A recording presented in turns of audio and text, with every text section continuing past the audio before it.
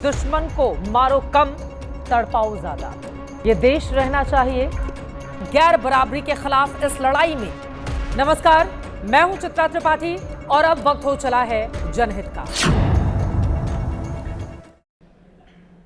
Orient bell tiles studio से आप देख रहे हैं एबीपी न्यूज। नमस्कार, मैं हूं चित्रा त्रिपाठी और आप देखना शुरू कर चुके हैं जनहित।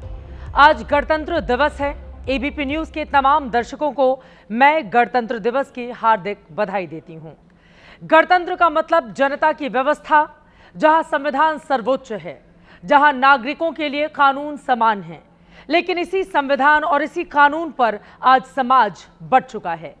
सरकार और सिस्टम निशाने पर है। गणतंत्र के इस उत्सव के मौके पर न्याय और समानता, अधिकार को लेकर दो खबरें आज बेहद महत्वपूर्ण हो गई हैं। पहली शंकराचार्य पर संग्राम की खबर है, जहां आज सरकार की ओर से संविधान का आईना दिखाने की कोशिश की गई तो जोरदार पलटवार भी हुआ है। वहीं दूसरी खबर यूजीसी के नए नियमों को लेकर चल रहे बवाल की है, जिसने देश में समानता के सिद्धांत पर नई बहस छेड़ दी है। वैसे तो दोनों का आपस में कोई लेना देना नहीं है, लेकिन यूपी में अब इन दोनों को एक साथ जोड़कर देखा जा रहा है और धर्म के विवाद में अब जाति की भी एंट्री हो गई है। दरअसल बरेली में एक सिटी मजिस्ट्रेट अलंकार अग्निहोत्री ने अपने पद से इस्तीफा दे दिया है।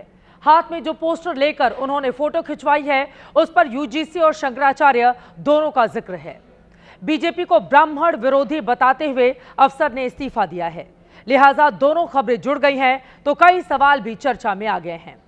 क्या शंकराचार्य के अपमान का मुद्दा अब जातीय रंग ले रहा है? क्या शंकराचार्य संतों का अपमान ब्राह्मणों का अपमान है? क्या यूपी में ब्राह्मणों को जानबूझकर निशाने पर लिया जा रहा है? क्या यूजीसी का नया कानून भी ब्राह्मण विरोधी अभियान का एक पार्ट है? यूजीसी और शंकराचार्य दोनों ही मामले अब राष्ट्रीय बहस और विवाद का मुद्दा हैं। शंकराचार्य को लेकर तो मैं कई दिनों से आपको लगातार खबरें बता रही हूं। अब यूजीसी विवाद को भी इससे जोड़कर मामले को आगे बढ़ा दिया गया है। आज बरेली में मजिस्ट्रेट के इस्तीफे के बाद सरकार के खिलाफ ब्राह्मण समाज की ओर से प्रदर्शन किया गया। मजिस्ट्रेट ने आरोप लगाया है कि उन्हें डीएम ने अपने दफ्तर में बंधक तक बना लिया था। जनहित में मैं आज गणतंत्र दिवस के मौके पर न्याय, समानता और अधिकार को लेकर चल रही नई बहस के दोनों खबरों की खबर देने वाली हूं। लेकिन सबसे पहले विस्तार से बात शंकराचार्य विवाद की। तो ये मानकर चल रही थी मैं कि गणतंत्र दिवस के मौके पर व्यवस्था का सम्मान करते हुए आज शंकराचार्य विवाद का पटाक्षेप होगा, लेकिन यहां तो बात आज और आगे बढ़ गई। लगातार 9वां दिन रहा जब संगम किनारे मौजूद रहने के बावजूद शंकराचार्य ने गंगा में डुबकी नहीं लगाई। लखनऊ में सीएम योगी आदित्यनाथ ने गणतंत्र दिवस के मौके पर जो भाषण दिया, उस भाषण पर लोगों की निगाह थी कि शायद वो कोई संदेश देंगे, शंकराचार्य विवाद का रास्ता निकालेंगे। लेकिन सीएम ने बिना नाम लिए संविधान के बहाने वार कर दिया। नतीजा ये हुआ कि शंकराचार्य ने भी बिना मौका गवाए पलटवार कर दिया। जब भी संविधान के मूल भाव को कमजोर करने की साजिश होती है तो आप इस बात को देखते होंगे कि कहीं ना कहीं से इस सुगबुगाहट भी शुरू हो जाती है। जो सुगबुगाहट वर्तमान में उन भावों को कमजोर करता है जो न्याय के सिद्धांतों के विपरीत हो। भारत का संविधान व्यष्टि नहीं समिष्टि के उस भाव के साथ हम सबको जोड़ने की एक नई प्रेरणा देता है। आप जो है गुंडाई करें, आपकी पुलिस गुंडाई करे, वो सब संविधान हो गया। कहाँ लिखा है संविधान में कि बच्चों को मारो? कहाँ लिखा है संविधान में कि बुड्ढों को मारो? कहाँ लिखा है संविधान में कि स्त्रियों को मारो? कहाँ लिखा है संविधान में? कहाँ लिखा है बताओ? संविधान तुम्हारी गुंडाई का रक्षा संविधान करेगा? पुलिस को गुंडाई पर उतार दिए हो, कहते हो कि संविधान। ये नहीं, संविधान आपकी ढाल नहीं बन सकता। आपने जो किया है, अक्षम्य अपराध किया है, आपको उसका दंड भोगना पड़ेगा। पिछली बार की तरह ही सीएम योगी ने आज फिर शंकराचार्य का नाम तो नहीं लिया, लेकिन शंकराचार्य ने इस बयान को अपने ऊपर हमला मान लिया और सीएम का नाम लेकर संविधान का जिक्र करके उन्हें कर्तव्यों की याद दिलाई है। कोई व्यक्ति अगर ये कहता है कि मैं न्याय से ऊपर हूं, मैं संविधान से ऊपर हूं, मैं व्यवस्था से ऊपर हूं, तो मुझे लगता है कि वह भारत की संविधान की अवमानना कर रहा है। अगर कोई व्यक्ति कहता है कि बनाई गई व्यवस्था पर मेरा विश्वास नहीं, जो मैं कहूंगा वही सब कुछ होगा, ये नहीं चल सकता कि गुंडई गुंडई गुंडई, संविधान के नाम पर गुंडई नहीं चलेगी।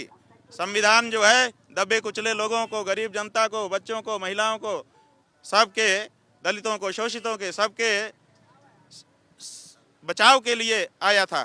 आज उसी की आड़ लेकर के आप उनके ऊपर लाठियां मार रहे हो और फिर भी संविधान का नाम ले रहे हो। शर्म नहीं आती है? संविधान आपकी ढाल बनेगा। संविधान दबे कुचलों के लोगों के लिए था, तुम्हारे जैसे गद्दी नशीनों के लिए नहीं था। शंकराचार्य को लेकर चल रहे इस संगम संग्राम के 3 पहलू भी आज निकलकर सामने आए। पहला धार्मिक, दूसरा राजनीतिक और तीसरा यानी सामाजिक पहलू की भी इस विवाद में एंट्री हुई है। धर्म के जानकार लगातार इस विवाद का निपटारा चाहते हैं, लेकिन किसी भी ओर से कोई पहल नहीं हो रही। इसीलिए इस पूरे महाभारत का दायरा बढ़ता हुआ चला जा रहा है। देश के 3 प्रमुख बाबाओं के बयान इस विवाद पर मैं आपको दिखा देती हूं, जिससे आप ये जान जाएंगे कि देश और समाज में अपना धार्मिक प्रभाव रखने वाले लोग चाहते क्या हैं।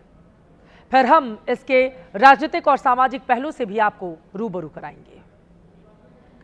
आपस में ना सत्ता और शासन को और ना हमारे संतों और पूज्य शंकराचार्य भगवान को एक दूसरे से विवाद नहीं करना चाहिए।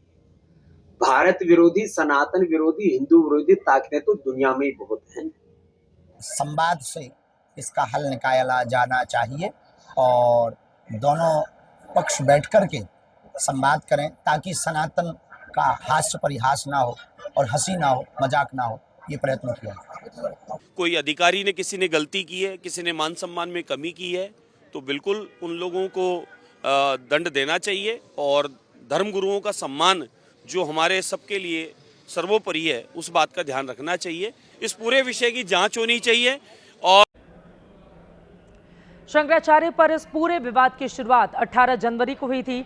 उस दिन माघ मेले का पहला मुख्य स्थान था। शंकराचार्य पालकी पर बैठकर संगम जा रहे थे, जहां पुलिस वालों ने रोका और उसके बाद विवाद खड़ा हो गया, जिसका कोई अंत होता हुआ नजर नहीं आ रहा। और अब आज इस विवाद को ब्राह्मणों के अपमान और यूजीसी के नए नियम को लेकर चल रहे विरोध से भी जोड़ा गया है। जैसा मैंने आपको जनहित की शुरुआत में बताया कि बरेली के सिटी मजिस्ट्रेट ने लंबी चौड़ी चिट्ठी लिखी और शंकराचार्य के अपमान के साथ यूजीसी के नए नियमों को लेकर सवाल उठाए। इस्तीफा देने वाले अलंकार अग्निहोत्री ने क्या कहा है, वो आपको सुना देते हैं। किसी घसीट के आप मार रहे हैं, पीट रहे हैं, जमीन में घसीट रहे हैं। किसी अन्य जाति धर्म के प्रतीक चिन्ह के साथ आपने किया होता तो आपको समझ में आ जाता क्या आपने कैसा अपराध किया है। जो आपके विश्वविद्यालय में जाने वाले विद्यार्थियों को स्वघोषित अपराधी मान लिया। क्या हम अपने बेटे बेटियों को आत्महत्या के लिए मजबूर कर रहे हैं? ये नौकरी किस लिए है? हमारे जनप्रतिनिधि बोल नहीं रहे। समय केंद्र सरकार और राज्य सरकार दोनों अल्पमत में आज चुनाव कराया जाएगा तो ये लोग वापस सत्ता में नहीं आ पाएंगे। ये बात बिल्कुल साफ है कि शंकराचार्य अब सिर्फ विवादों के केंद्र में नहीं हैं, बल्कि वो शुद्ध सियासत के केंद्र में आ चुके हैं। मजिस्ट्रेट का इस्तीफा और यूजीसी के विवाद को लेकर भी उन्होंने बयान दिया है। सरकार पर हिंदुओं को बांटने और आपस में लड़ाने का आरोप लगाया है। इसी कानून लाया गया है, वो तो स्पष्ट रूप से हिंदुओं को हिंदुओं से लड़ाने का कानून है। ऐसी परिस्थिति में इस तरह का जो कानून लाया गया है वो तो हिंदुओं को आपस में लड़ाने का है। आपस में लड़ने का मतलब कि लड़के मर जाना, समाप्त हो जाए हिंदू। अमन विरोधी तो छोड़ो, ये हिंदू विरोधी सरकार है। मजिस्ट्रेट के बयान ने एक धार्मिक विवाद का जातीय रंग ले लिया है। शंकराचार्य के बहाने ब्राह्मणों को अपमानित करने का जो आरोप लगाया गया है, उस पर संत समाज ने भी अपनी प्रतिक्रिया व्यक्त की है। सुनिए।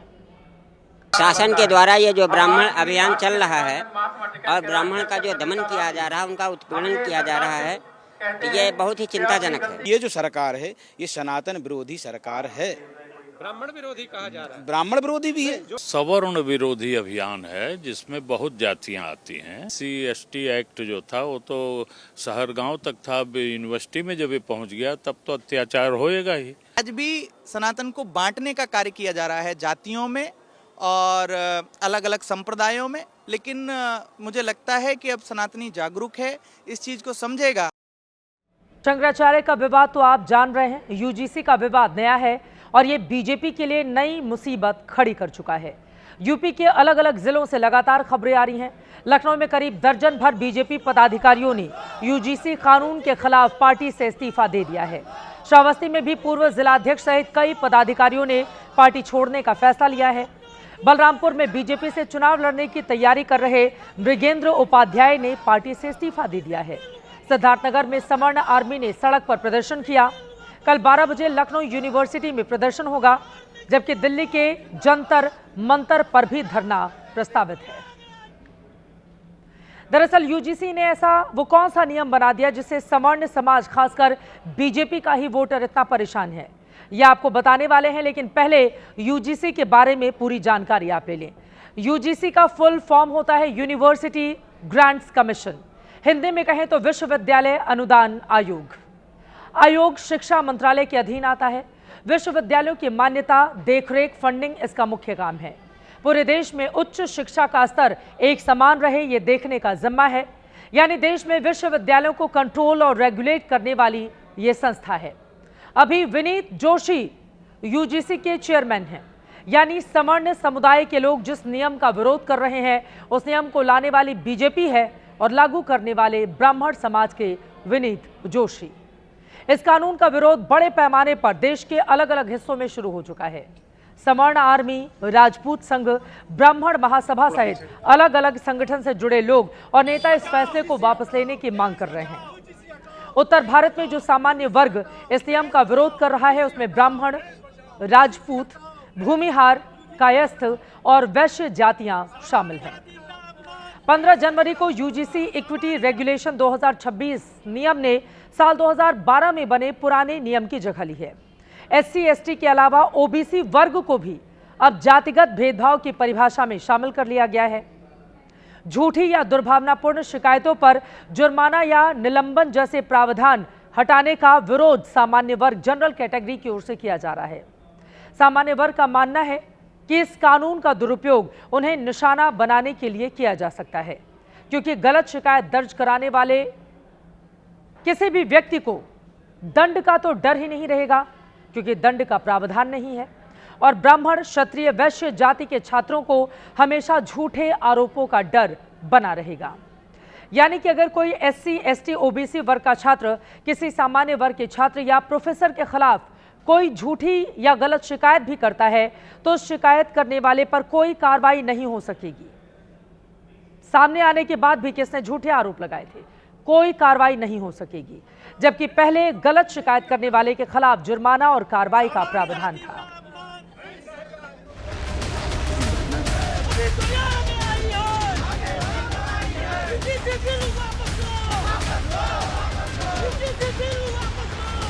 सामान्य वर्ग ने ही हमेशा भाजपा को अपना सब कुछ पूरा 90% वोट अर्पित किया। यूनिवर्सिटी कॉलेजों से ही जातीय व्यवस्था जब शुरू हो जाएगी तो दोनों वर्गों के बच्चों का भविष्य खराब होगा। टिकट का प्रस्ताव दे भी आकर के मुझे कहे कि आप टिकट ले लीजिए और चुनाव लड़िए, तब भी मैं अब घूम करके भाजपा की तरफ नहीं जाऊंगा। सबसे बड़ा उपाय उसको यही समझ में आ गया कि आरोप लगा दो और इसका करियर खत्म कर दो, और ये सबसे एक आसान असला एक तरह से दे दिया गया है छात्रों को।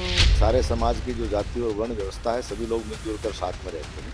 इसकी कुछ धाराओं पर कुछ समाज के लोगों को आपत्ति है, तो उस पर मुझे आशा है कि सरकार इस पर पुनर्विचार करेगी। सर्वर कार्यकर्ता है पार्टी में, वो बहुत नाराज हैं और जो ये सर्वर यूजीसी लेके आए हैं उससे हमारे बच्चों को भविष्य का खतरा है।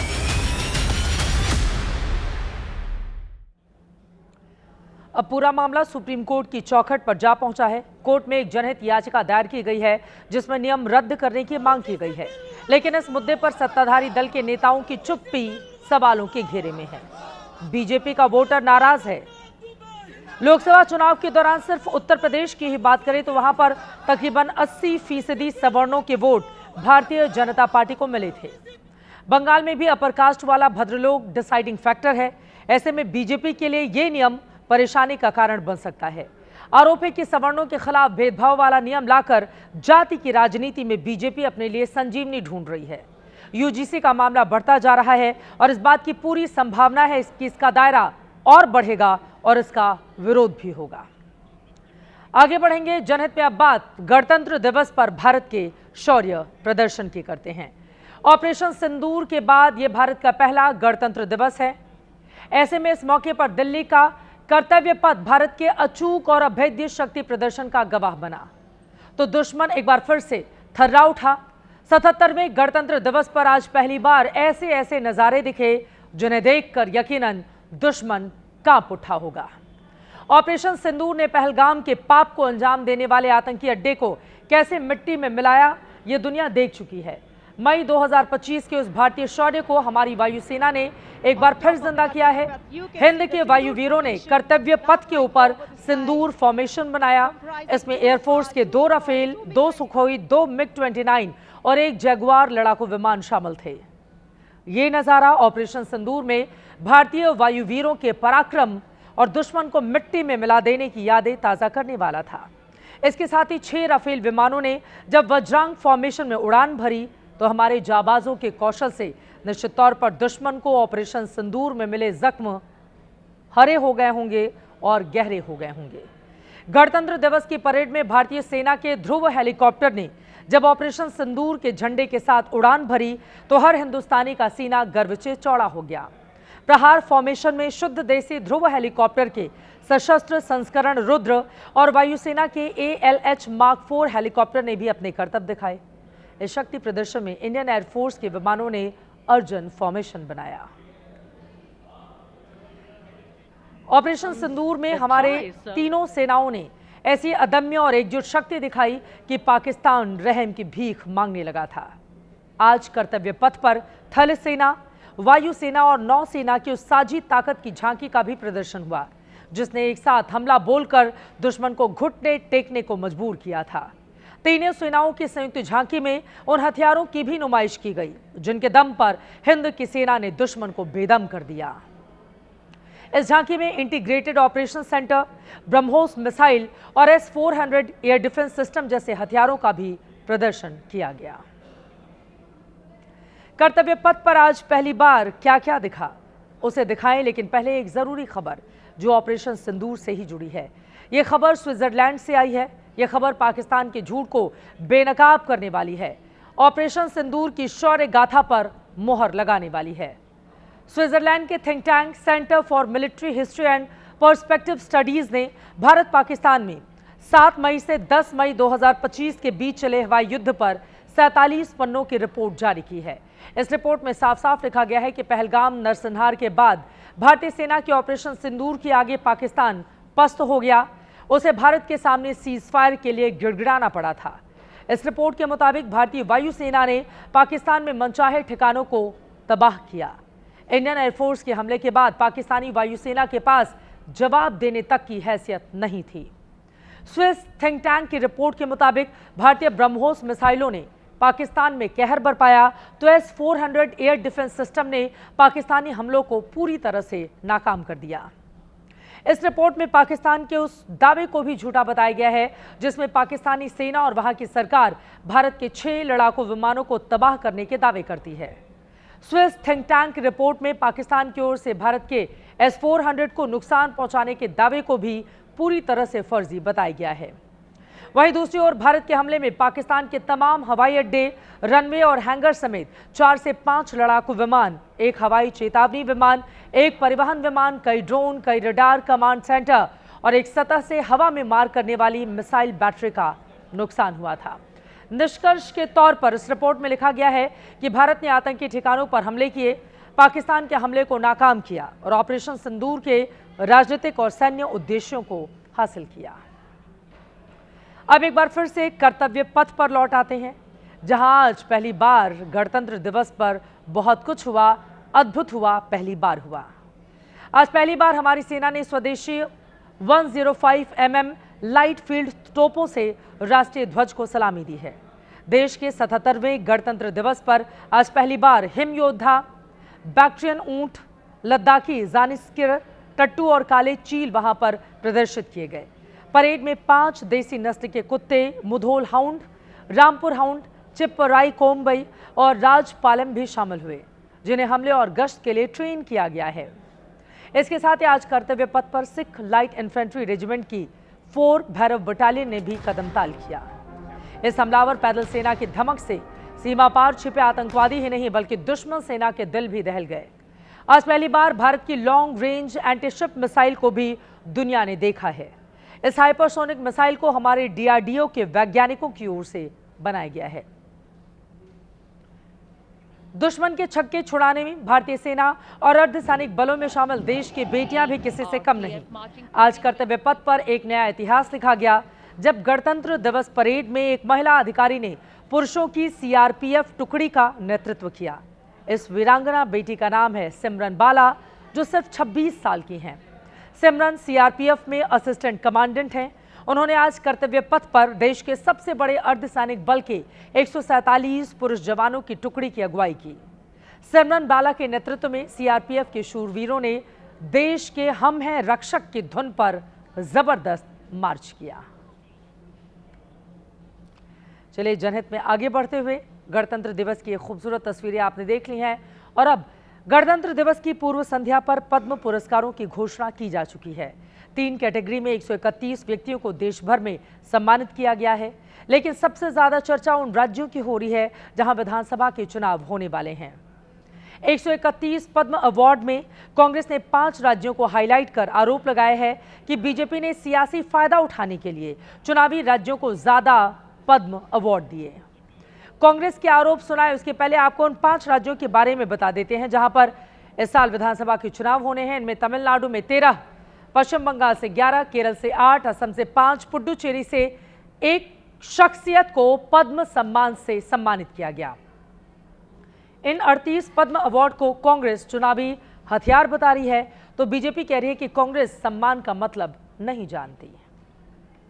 हमारे यहाँ पुरस्कार दिए जाते हैं और अवार्ड दिए जाते हैं, उसमें ये कंसिडरेशन होता है कि किस राज्य में चुनाव होने जा रहा है और उसका क्या हमको फ़ायदा, राजनीतिक फ़ायदा क्या मिलने जा रहा है। तो ये तो अगर वो रिकॉर्ड उठा के देखा जाए तो ये साबित होगा कि 14 साल में जो अवार्ड्स बांटे गए हैं ज़्यादातर वो इसी कंसिडरेशन में बांटे गए। जब गांधी वाड्रा परिवार की सरकार थी, जो गांधी वाड्रा परिवार का लॉयलिस्ट था उसको पद्म अवार्ड मिलता था। इनको इस बात से चिढ़ है कि इस वक्त भले बंगाल हो, भले तमिलनाडु हो, भले असम हो या देश का कोई भी राज्य हो, प्रधानमंत्री नरेंद्र मोदी जी की सरकार अनसंग हीरोज को रिकॉग्नाइज करती है। गांधी वाड्रा परिवार के चाटुकारिता से शिफ्ट होकर आज की तारीख में पद्मा अवार्ड प्रधानमंत्री नरेंद्र मोदी जी के अंडर में पीपल्स पद्मा बन चुका है। सबसे ज्यादा सियासी चर्चा केरल की हो रही है, जहां बीते हफ्ते ही PM दौरे पर पहुंचे हुए थे।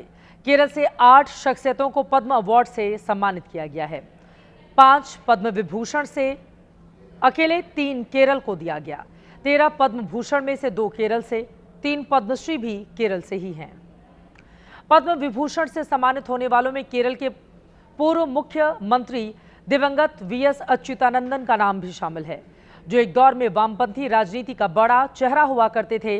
मोदी सरकार ने विचारधारा से परे सम्मान देने का संदेश दिया, लेकिन इसके अलग राजनीतिक मायने भी निकाले जाने लगे हैं।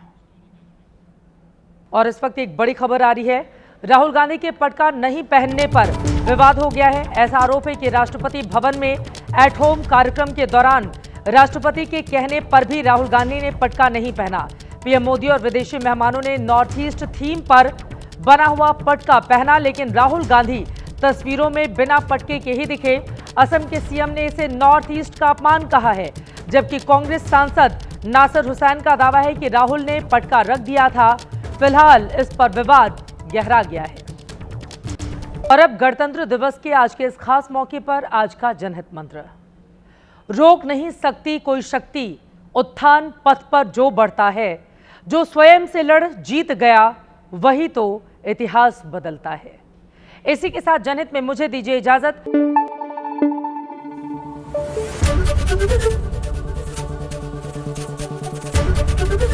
ABP न्यूज आपको रखे आगे।